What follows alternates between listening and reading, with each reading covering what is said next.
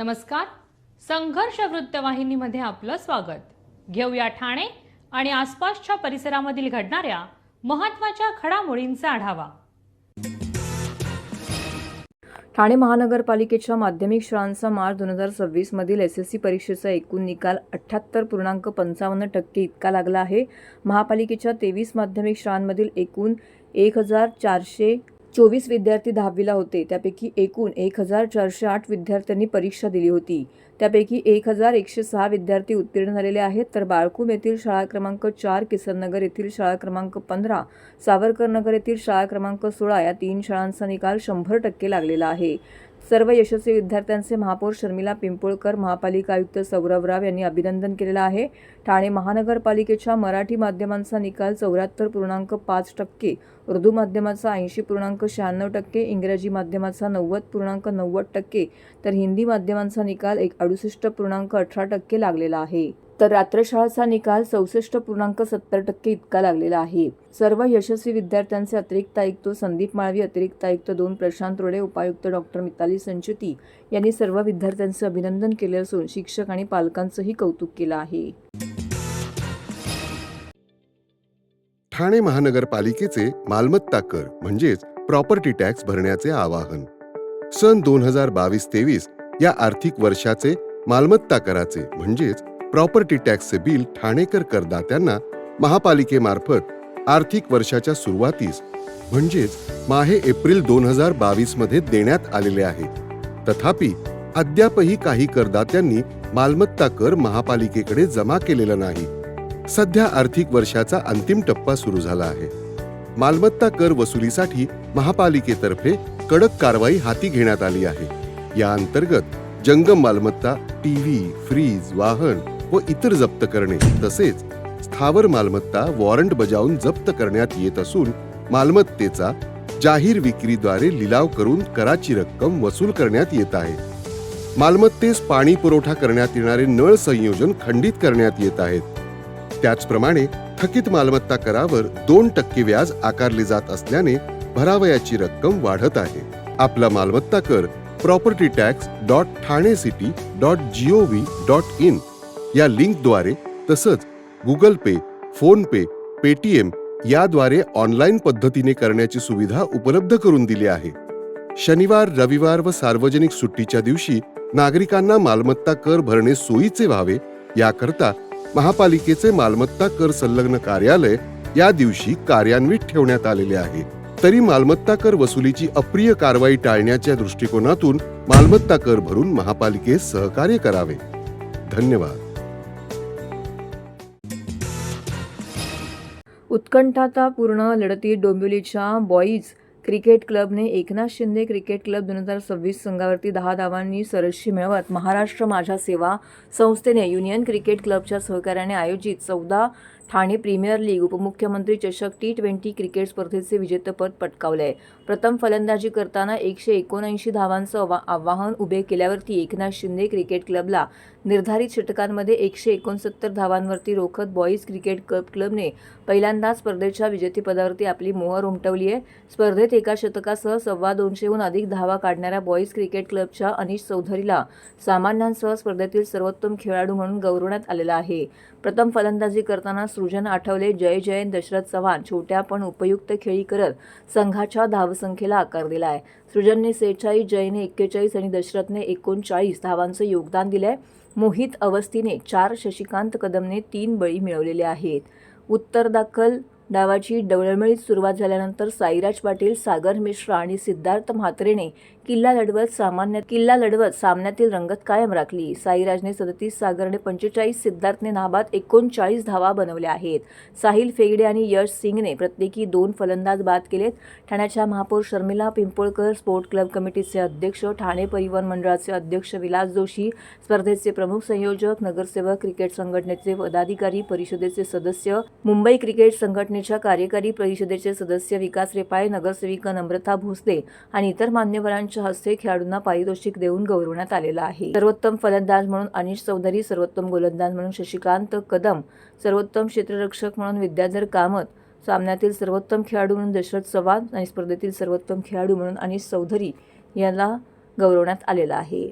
पुरवला ते सानवी कॅट्रस यांचे पण मनपूर्वक प्रेमाची टाळा झाला पाहिजे. एकनाथ शिंदे क्रिकेटचा आव्हान.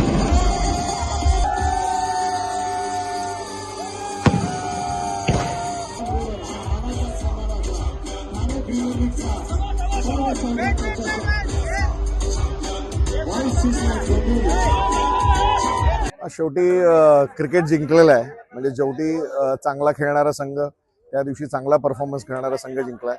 डोंबिवली बॉईज हा जो बॉईज क्रिकेट क्लब डोंबिवली हा आमच्या स्पर्धेच्या पहिल्या वर्षापासून ह्या स्पर्धेमध्ये भाग घेणारा संघ आहे.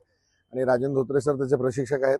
राजन धोत्रे सरांच्या मार्गदर्शनाखाली अतिशय चांगला असा खेळ बॉईज क्रिकेट क्लब डोंबिवलीने केला. अतिशय रोमहर्षक असा सामना झाला आणि मी विजेत्या संघाचं मनापासून अभिनंदन करतो. ज्यांचा पराजय झाला त्यांना देखील पुढील वर्षाकरता मनापासून शुभेच्छा देतो. मी धोत्रे सरांचं यासाठी आवर्जून मनापासून आभार व्यक्त करतो की स्पर्धेच्या पहिल्या वर्षापासून ते आम्हाला कायम गाईड करत आले आणि त्यांचा संघ कधी हरला, कधी क्वार्टर फायनल्स हरला, कधी फर्स्ट सेकंड राऊंडला हरला, पण त्यांनी जिद्द सोडली नाही. आणि क्रिकेट शेवटी जिद्दीचा खेळ आहे आणि त्या दिवशी त्यांनी सगळ्या युवा खेळाडूंनी खूप चांगला परफॉर्मन्स केला. मी त्यांचं मनापासून अभिनंदन करतो आणि त्यांना शुभेच्छा देतो. एकनाथ शिंदे क्रिकेट क्लब हा संघ थोड्याशा यांनी मार्जिनने हरला, पण त्यांना देखील पुढच्या स्पर्धेसाठी मनापासून शुभेच्छा देतो. खूप चांगलं वाटतंय आणि आम्ही पहिला टीम झालोय जे एकनाथ शिंदे ए आणि बी दोघांनाही हरवलंय. पण खूप चांगलं वाटतं आणि एका वर्षात आणि 14 वर्षात आम्ही करणार अशी पहिली टीम नाही. आम्ही प्रत्येक वर्षी पार्टिसिपेट तर करतोय, पण नेहमी सेकंड राऊंड किंवा सेमीपर्यंत पोहोचायचो, पण फायनलला आम्ही फर्स्ट टाइम आलो आणि जिंकलो. म्हणून खूप अभिनंदन आणि चांगलं वाटतंय. हे खूप चांगली टुर्नामेंट आहे आणि चांगला ॲटमॉस्फिअर आहे. अंडर लाईट खेळायला भेटतं, चांगली टुर्नामेंट आहे आणि सगळे इकडचे ऑलमोस्ट मला वाटतं सगळे ठाणे जिल्ह्यातले सगळे लोकल प्लेअर खेळत आहेत. खूप चांगली गोष्ट आहे. ठाण्यातील अनुदानित शाळांमधील शिक्षक पटसंख्या कमी असल्याने अतिरिक्त ठरले असून त्याचं समायोजन झालंच नाही, शिवाय त्यांचे पगारही झाली नसल्याची बाब जनसेवकाच्या जनसंवाद या कार्यक्रमात उघडकीस आलेली आहे. याबाबत आमदार संजय केळकर यांनी शिक्षण विभागाच्या उपसंचालकाशी संवाद साधत त्यांचं तातडीने समायोजन आणि पगार देण्याच्या सूचना केलेल्या आहेत. यावेळी झालेल्या सकारात्मक चर्चेमुळे या शिक्षकांना दिलासा मिळण्याचा मार्ग मोकळा झाला आहे. भाजपाच्या खोपट येथील कार्यालयात झालेल्या जनसेवकाचा जनसंवाद या कार्यक्रमात ठाण्यातील अनुदानित गुजराती शाळांचे शिक्षक उपस्थित होते. कमी पटसंख्येमुळे येथील काही शिक्षक अतिरिक्त ठरवण्यात आलेले आहेत. दरम्यान त्यांचे समायोजनही अन्यत्र करण्यात आलेलं नाही. मागील 3 महिने त्यांना पगार देण्यात आलेला नसून मतदार तपासणीच्या मोहिमेतही त्यांना सहभागी करून घेण्यात आलं असल्याची तक्रार या शिक्षकांनी आमदार संजय केळकर यांच्याकडे निवेदनाबाबत दिलेली आहे. यावेळी केळकर यांनी उपसंचालकाशी फोनवरती चर्चा करून आठवडाभरात या शिक्षकांचं समायोजन करून त्यांचे पगार देण्यात यावेत अशा सूचना केलेल्या आहेत. उपसंचालकांनी सकारात्मक प्रतिसाद दिल्याने या शिक्षकांना न्याय मिळण्याचा मार्ग मोकळा झाला आहे. यावेळी रस्ता रुंदीकरणात बाधित झालेले नागरिकही उपस्थित होते. या नागरिकांनी स्वतःच्या जागा दिल्यानंतर महापालिकेने त्यांना पुनर्वसन करण्याची पत्र दिली आहेत, पण 10 वर्ष उलटून गेले तरी त्यांचं पुनर्वसन महापालिकेने केलेलं नाही. वर्षभर याबाबत पाठपुरावा सुरू असून अखेर सोमवारी या विभागाचे उपायुक्त आणि सहाय्यक आयुक्त यांच्या समक्ष नागरिकांची बैठक घेऊन निकाल लावण्यात येणार असल्याची माहिती केळकर यांनी दिली आहे. या निमित्ताने होणार आहेत, पण या संबंधामध्ये अनेक भागामध्ये आता हे चालू आहे, जनगणना पण चालू आहे आणि त्याच्याचबरोबर SIRचं पण काम चालू आहे. आता ह्यांना SIRचं कामाला जुंपलेले आहेत, तिकडे पगार मिळत नाही आहे आणि त्यांचं समायोजन पण झालेलं नाही, तर ते कदापि सहन केलं जाणार नाही. त्याच्यामुळे त्यांनी एका आठवड्यामध्ये योग्य त्या पद्धतीने त्यांचं जिथे घेतील अशा ठिकाणी समायोजन केलं पाहिजे अशा प्रकारची भूमिका घेतली आहे. काही ठिकाणी मी कमिशनर साहेबांना पण भेटलो होतो. कसं असतं की छोट्या छोट्या चोऱ्या माऱ्या देखील मोठ्या प्रमाणामध्ये लोकांना त्रासदायक होतात आणि काही ठिकाणी पोलीस स्टेशनमध्ये लोक पोलिसांचे जे समजा सिनियर PIचे जे खालचे लोक आहेत ते त्याला उडून लावतात. अहो, प्रत्येक ठिकाणी चोऱ्या निर्णया ठिकाणी CCTV फुटेज देखील देऊन जर होत नसेल तर ते योग्य होणार नाही. जॉईंट कमिशनरला आम्ही या संबंधामध्ये पुराव्यानिशी त्यांना आम्ही दिलेले कागद आणि त्याच्यावर तात्काळ कारवाई झाली पाहिजे आणि जी चोरी आहे ती CCTVमध्ये दिसत असल्यामुळे तुम्ही ती पकडली पाहिजे अशा प्रकारचंही केलेलं आहे. बघा, महापालिकेमध्ये आता 3-3 विकेट गेलेले आहेत. पाटोळे गेले, बिरारींना निलंबित केलं आणि दुसरे मालमत्ता विभागामध्ये जे आहेर होते, जे निवृत्त झाले, यांना देखील अटक झाली. महापालिकेने कुठलीही कारवाई केलेली नाही आहे. शासनाने कारवाई केली म्हणून गेले, दुसरे अँटी करप्शनमध्ये पकडले गेले म्हणून गेले आणि तिसरे क्राईम ब्रँचच्या माध्यमातून चुकीच्या पद्धतीने त्यांनी काम केलं म्हणून गेले. आम्ही घसा कोरडून सांगतोय की जे जबाबदार अधिकारी चुकीचं काम करताय त्याच्यावर ताबडतोब कारवाई करा.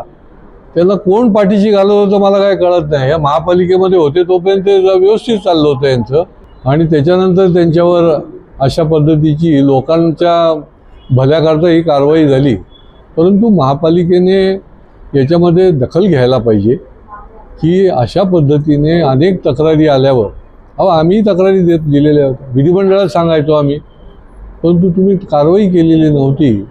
परंतु शेवटी कसं असतं की जैसी करणी वैसी भरणी. एकदा तुमची वेळ आली की मग कोणी काही कारवाई नाही केली, कोणी पाठीशी घालायचा प्रयत्न केला तरी देखील योग्य ते होतं. त्याची ही उदाहरणं आहे. डिपार्टमेंटमध्ये देखील, पोलीस डिपार्टमेंटमध्ये काही कर्तबगार जरी अधिकारी असले तरी अनेक जणांच्या अनेक गोष्टी ज्या आहेत त्या आपल्याला वर्तमानपत्रामधनं वाचायला मिळतात. योग्य वेळेला त्या संबंधामध्ये कार्यवाही व्हावी हीच आमची किमान अपेक्षा आहे. नाही, आता हे कसं आहे की लोकांना लोकप्रतिनिधीने अवेलेबल व्हायला पाहिजे, त्याच्याबद्दलची विश्वासार्हता वाढली पाहिजे आणि एखादं काही सगळीच्या सगळी 100 कामं आली, 100 कामं विषय पूर्ण होतात असं नाही. परंतु त्याची प्रामाणिकपणे पाठपुरावा करून त्याचा जितकी कामं त्यांची मार्गी लागतील, काही सामूहिक पण कामं असतात. आता बघा, माझ्याकडे लोक आले होते की वन खात्याने दरवाजा बंद करून टाकला.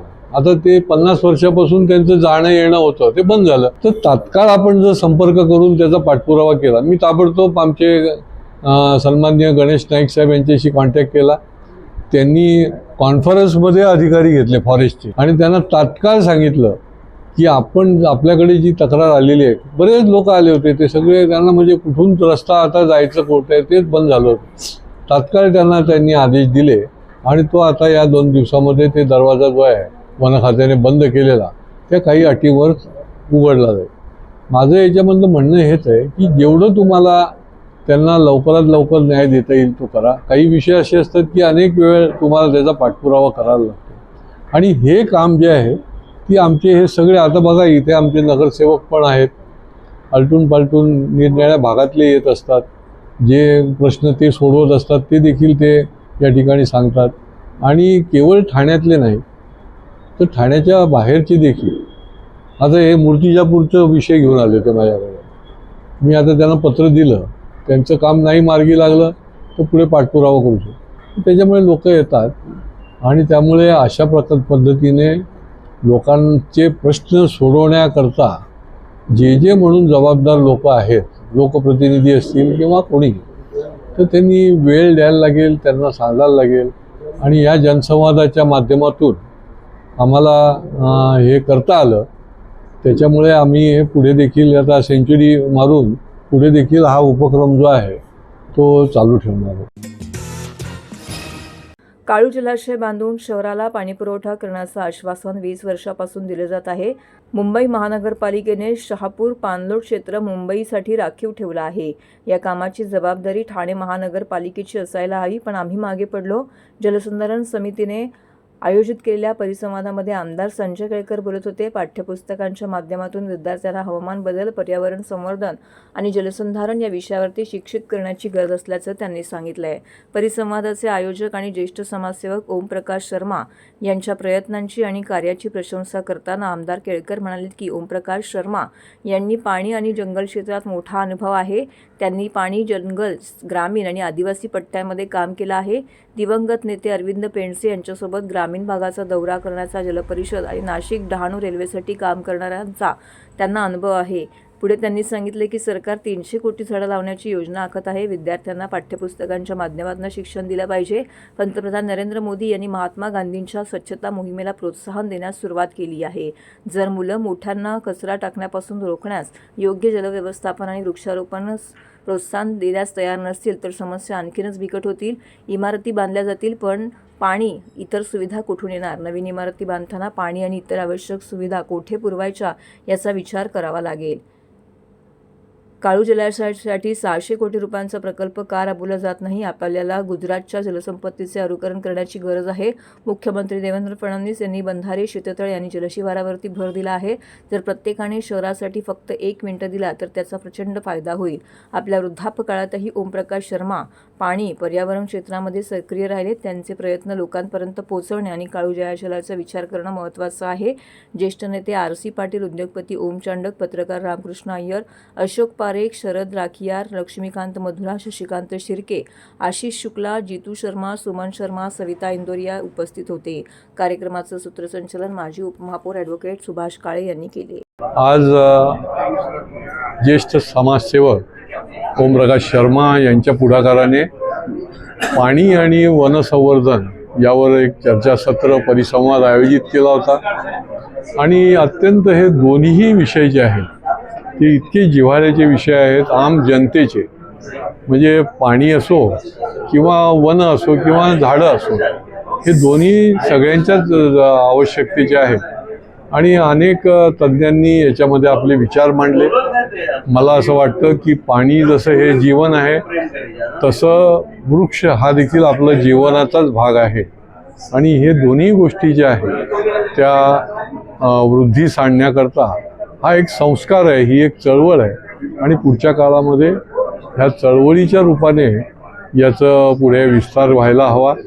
तरच पुढच्या काळामध्ये येणाऱ्या संकटावर आपण मात करू शकतो. टँकर माफिया तर आहेतच, ते त्यांचं काम करत असले तरी देखील पाण्याचा स्रोत आपण जर निर्माण केला आणि टँकर माफियांच्याशी जे हातमिळवणी करणारे त्यांचा बंदोबस्त केला तर हे सगळं टँकर मुक्त ठाण्याचं जे आमचं स्वप्न आहे ते निश्चितपणे पूर्ण होईल. आणि काळू धरणाचं 2006 पासून प्रयत्न चालू आहे.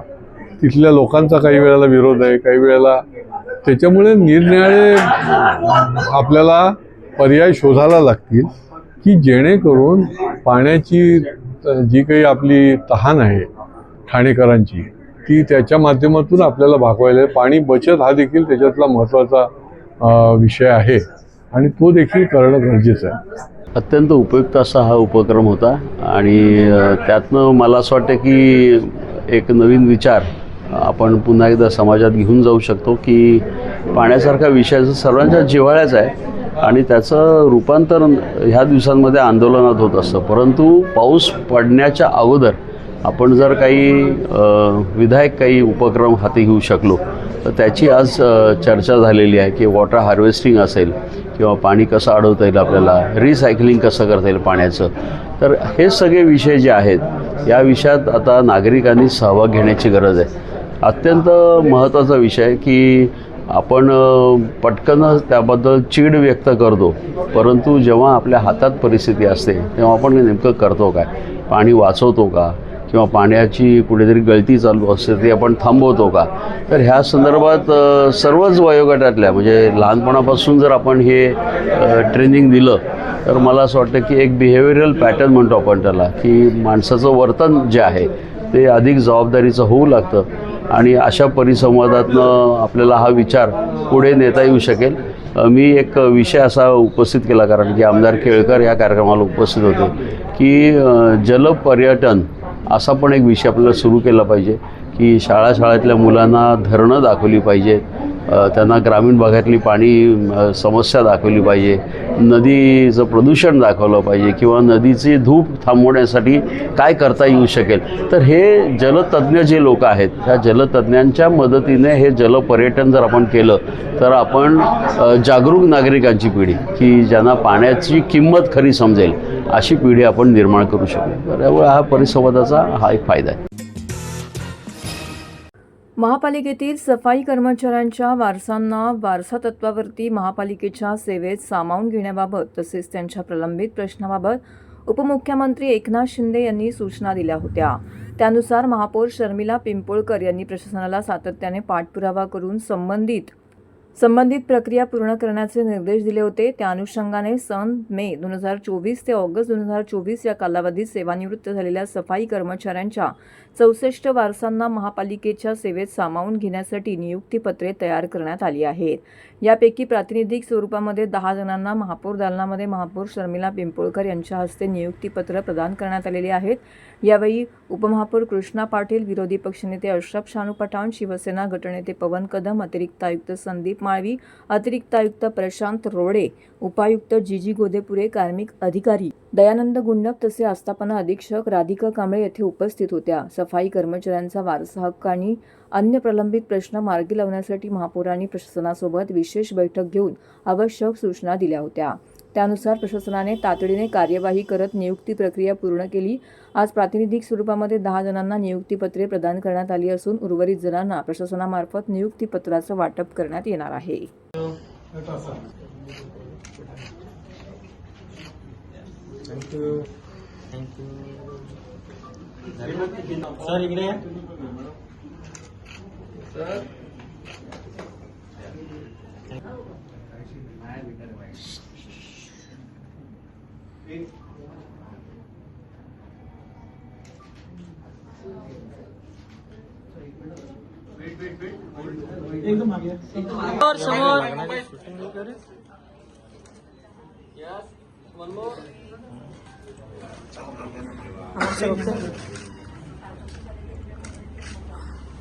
खरं तर ठाणे महानगरपालिकेच्या अंतर्गत सफाई कर्मचारी यांच्या वारसांचा जो प्रलंबित विषय होता तो बरेच वर्ष प्रलंबित होता आणि तो आज आपण इथे 64 वारसा हक्कांना तो आपण मार्गी लावला आहे.